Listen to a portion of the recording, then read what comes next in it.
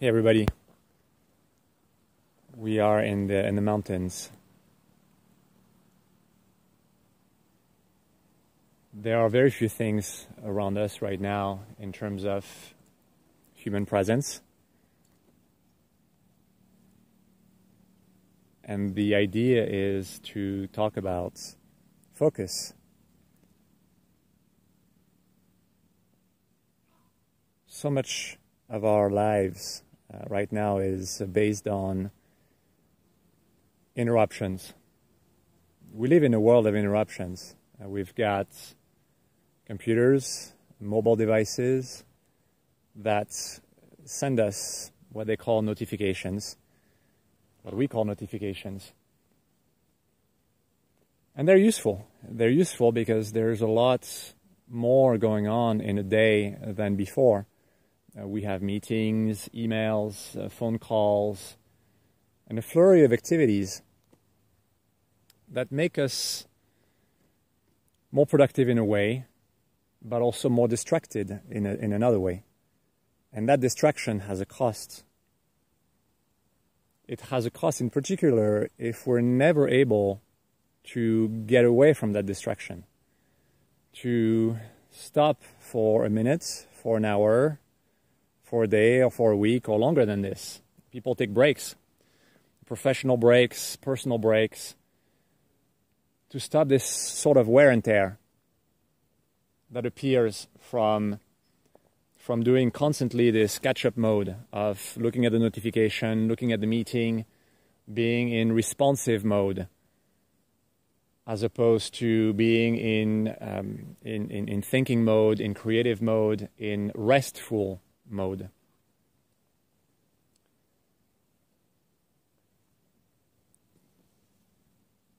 In order for us to dig deeper in what we want to do, in even the problems that we solve on a tactical basis, we cannot always be in this push mode.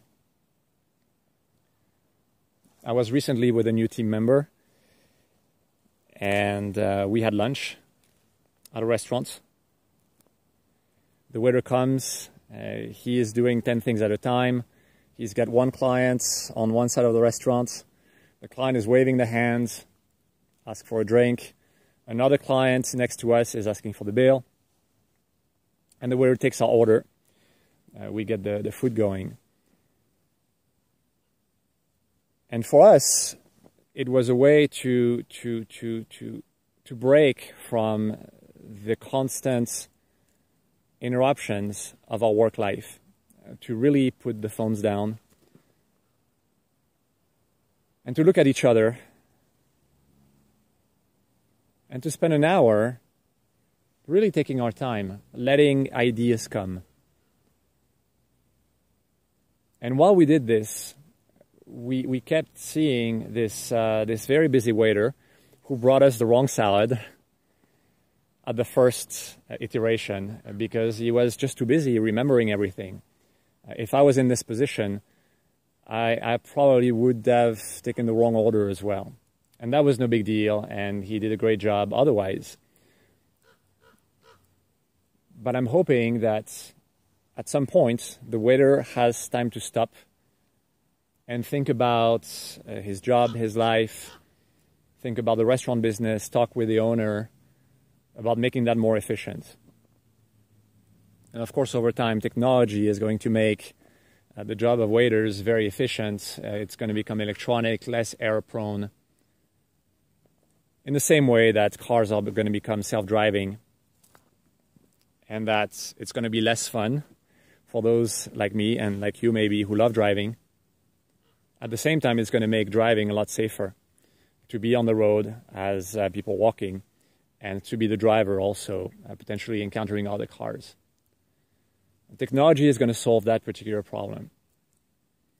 But at the same time, as this kind of restaurant business becomes more automated, there will be new distractions for the people in the restaurant business. If they're not a waiter, as right now, taking everything by hand, remembering everything, having people pay you by cash, and doing all these things at the same time, and getting interrupted And that's the harm. That's the harm that happens to us in daily lives and to the waiter that particular day, which is always you think about something and then somebody waves at you and you gotta just listen to that new person, and then you forget what you were deep down into doing.